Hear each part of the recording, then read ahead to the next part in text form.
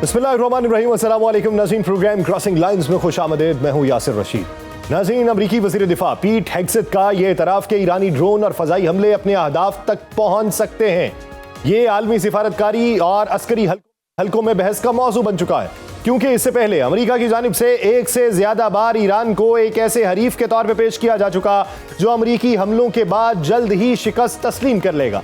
उन्होंने पेंटागन में press briefing से खिताब करते हुए कहा कि अमरीकी फौज तेजी से ईरान की फ़ज़ाई हुदूद पे कंट्रोल हासिल कर रही है और तमाम जदीद दिफाई निज़ाम तैनात कर दिए गए हैं, लेकिन हर हमला रोकना मुमकिन नहीं। एक और अहम पेशरफ्त ये हुई है कि बैनुल-अक़वामी जौहरी तवानाई एजेंसी ने अपने ताज़ा सेटेलाइट तज्ज़िये में यह दावा किया है कि ईरान में जौहरी तंसीबात महफूज है।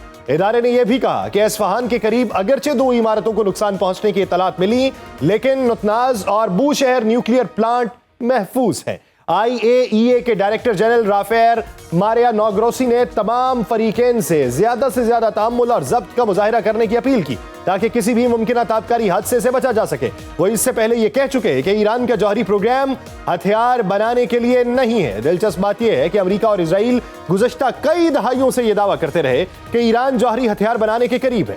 देखते हैं कि माजी से लेके अब तक अमरीकी और इजरायली क़यादत इस तरीके से ईरान के जौहरी प्रोग्राम को खौफ की अलामत बनाकर पेश करती रही है। इजराइल ने 1995 से ये बात शुरू की और अब तक करता आया, और उसी की बात में हाँ अमरीका ने मिलाई। इसी दौरान अमरीका में सदर डोनाल्ड ट्रंप की ईरान पर फौजी हमलों के खिलाफ सियासी और अवामी मुखालिफत बढ़ती चली जा रही है। अमरीका में हिज़्ब इख्तिलाफ की जमात डेमोक्रेटिक पार्टी के अलावा सदर ट्रंप की अपनी जमात रिपब्लिकन पार्टी के अरकान की बड़ी तादाद ने भी जंग की मुखालिफत की, जबकि राय आमा के जायज़ों में भी अमरीकी शहरियों की वाज़ेह अक्सरियत ने हमलों की मुखालिफत की है। अमरीकी कांग्रेस रवां हफ्ते सेनेट की वार पार्स रेजोल्यूशन और ऐवान नुमाइंदगान की 2 करारदादों पर भी गौर कर रही है ताकि सदर के जंगी इख्तियारात को महदूद किया जा सके, जिसके बाद सदर ट्रंप को कांग्रेस की मंजूरी के बगैर ईरान पर फौजी कार्रवाइयों का दायरा कार बढ़ाने से रोका जा सकता है। डेमोक्रेट और रिपब्लिकन सेनेटर्स और रहनुमा खुलकर सदर ट्रंप पर तनकीद कर रहे हैं और उन्होंने ईरान से अमरीकी फौज के फौरी इनखला का मुतालिबा किया है। अमरीकी सियासतदान और मुबस्सरीन ईरान जंग को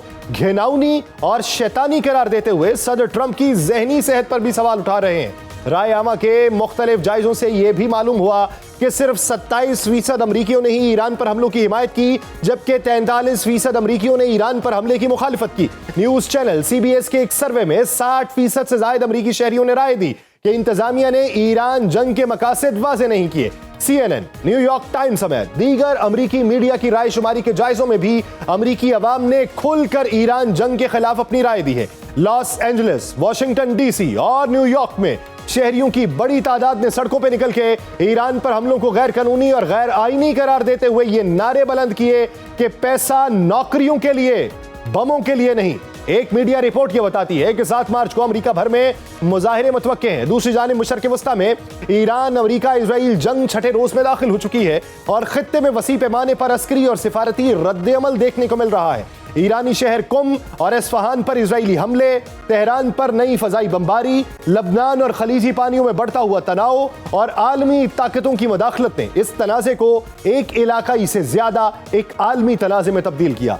दोनों जानिब ईरान से दागे जा रहे ड्रोन और मिसाइल हमले, शहरियों की नकल मकानी और अमरीकी और इजरायली बयानात से यह वाज़ेह हो चुका कि जंग जल्द खत्म होने की बजाय तवील अरसे तक जारी रहने के इम्कानात ज्यादा है। इजरायली फौज के मुताबिक ईरान ने आज सुबह इजराइल की जानिब से मुतअद्दिद मिसाइल दागे, जिनमें किसी जानी नुकसान की इतला नहीं मिली। यरूशलेम में धमाकों की आवाजें सुनी, जबकि इजरायली फौज ने ईरानी शहर कुम में एक बैलिस्टिक मिसाइल लॉन्चर तबाह किया जो इजराइल पर फायर करने के लिए तैयार था। एस्फहान में कायम फजाई दिफाई निजाम को भी निशाना बनाया गया। इस दौरान 5 रोज पहले बंद होने वाला इजरायली हवाई अड्डा बेन गुरियन एयरपोर्ट जुज़वी तौर पे दोबारा खोल दिया गया और एथन से आने वाली पहली परवाज के जरिए बैरून मुल्क फंसे इजरायली शहरी वापस लाए गए। लबनान में भी इजरायली फजाई हमलों में हलाकतें बढ़ रही हैं, जख्मियों की तादाद में इजाफा हो रहा है। जनूबी लबनान के रिहायशियों को नकल मकानी की हिदायत की जा चुकी है। लबनान की वजारत सेहत के ताज़ा इदाद-ओ-शुमार के मुताबिक पीर से अब तक 72 अफराद हलाक और 437 जख्मी हो चुके। हिजबुल्लाह ने इससे पहले इजराइल पर रॉकेट और ड्रोन दागे, जिसके बाद इजरायली अफवाज ने लबनान में भी जवाबी कार्रवाई की। आलमी सतह पर सूरत हाल संगीन इंसानी बहरान में तब्दील हो रही है।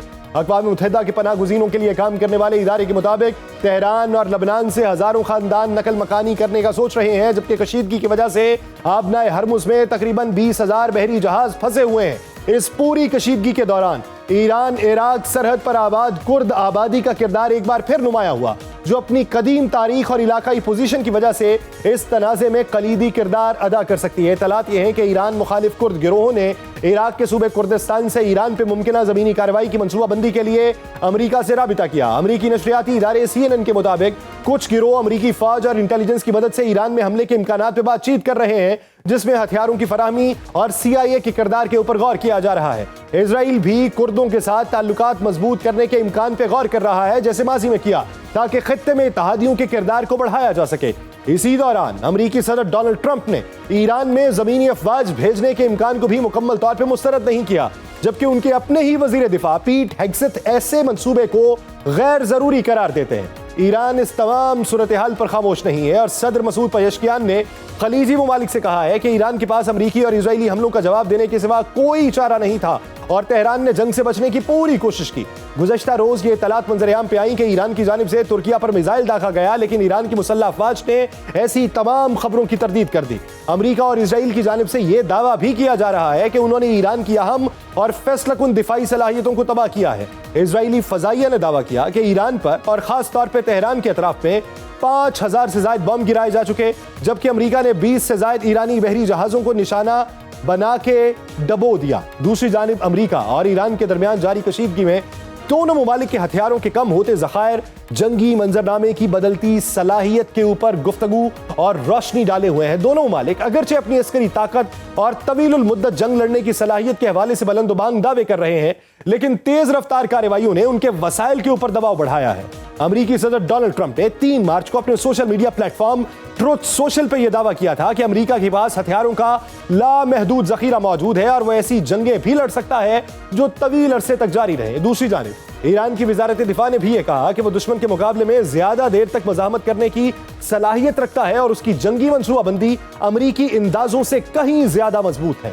مبصرین کا کہنا ہے کہ حالیہ جنگ میں ہتھیاروں کے ذخائر اہم ضرور ہیں، لیکن فیصلہ کن نہیں۔ جنگ کے آغاز سے ہی دونوں فریقین کی جانب سے کارروائیوں کی رفتار غیر معمولی حد تک جارحانہ رہی۔ امریکہ اور اسرائیل ایران کے اندر 2000 سے زائد میزائل داغ ڈالنے کے دعوے دار ہیں، اور ہر حملے جدید اور مہنگے ہتھیار استعمال کرنے کی بھی دعوے داری ہے۔ اعداد و شمار کے مطابق ایران ابھی تک 571 میزائل اور 1391 ڈرونز فائر کر چکا ہے، اگرچہ ان میں سے اکثریت کو اہداف تک پہنچنے سے پہلے ہی تباہ کر دیا گیا۔ مغربی حکام کے مطابق ایران کی جانب سے میزائلوں کے استعمال میں نمایاں کمی دکھائی دی۔ جنگ کے پہلے دن سینکڑوں میزائل اور ڈرون داغے گئے، لیکن اب یہ تعداد درجنوں تک آ چکی ہے۔ امریکی فوجی کمانڈر جنرل ڈین کین کے مطابق ایرانی بیلسٹک میزائل حملے پہلے دن کے مقابلے میں 86% کم ہوئے، جبکہ امریکی سینٹرل کمانڈ کے مطابق صرف گزشتہ 24 گھنٹوں میں ایرانی حملوں میں 23% کمی آئی۔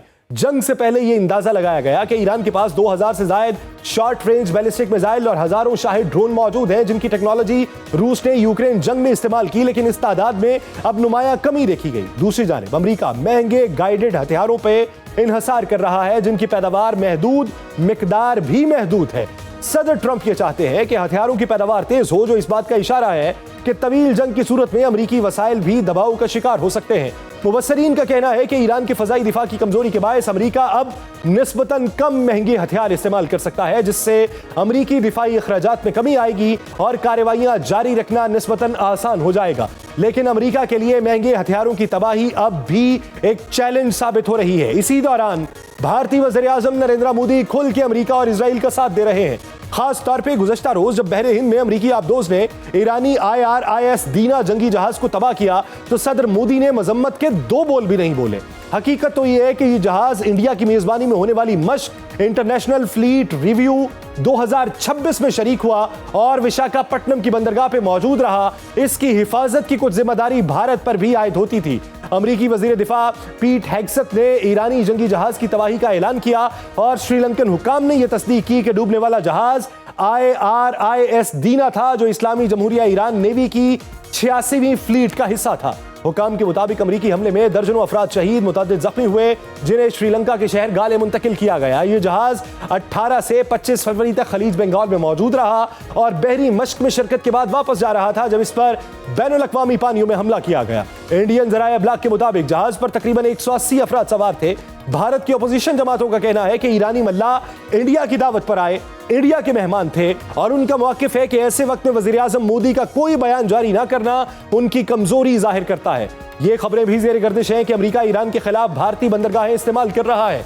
मोदी हुकूमत ने इन दावों को अगरचे मुस्तरद किया, लेकिन नाकिदीन का कहना है कि असल मसला बंदरगाहों के इस्तेमाल का नहीं बल्कि भारतीय समुद्री हुदूद के करीब होने वाली अस्करी कार्रवाइयों पर हुकूमती मौक़िफ़ का है। ईरानी वज़ीर ख़ारजा अब्बास इराक्ची ने श्रीलंका के करीब अमरीकी हमले में ईरानी जंगी जहाज की तबाही पर अपने रद्द-ए-अमल में दो टोक अल्फाज में ये कहा कि अमरीका को इस पर पछताना पड़ेगा। अब्बास इराक्ची ने ईरानी जहाज को इंडियन बहरिया का मेहमान करार देते हुए कहा कि अमरीका ने बगैर किसी वार्निंग के इसे तबाह किया है। दूसरी तरफ श्रीलंकन हुकाम ने अमरीकी दबाव के बावजूद न सिर्फ गुज़श्ता रोज अपनी समुद्री हुदूद के करीब डूबने वाले ईरानी जहाज IRIS दीना से 32 अफराद को रेस्क्यू किया, बल्कि 80 लाशों को भी निकाला और यूं एक पुरअमन मुल्क के तौर पे अपनी जिम्मेदारी पूरी की है। ईरान जंग जारी रखे हुए, वो फौरी तौर पर पसपाई इख्तियार करने का इरादा नहीं रखता, लेकिन ट्रंप के लिए मुश्किलात हर गुजरते दिन के साथ बढ़ रही है और उसके जंगी इख्तियारात महदूद हुए तो उसके लिए ये जंग जारी रखना शायद मुमकिन न रहे। इसी दौरान खलीजी ममालिक भी अब ये चाहते हैं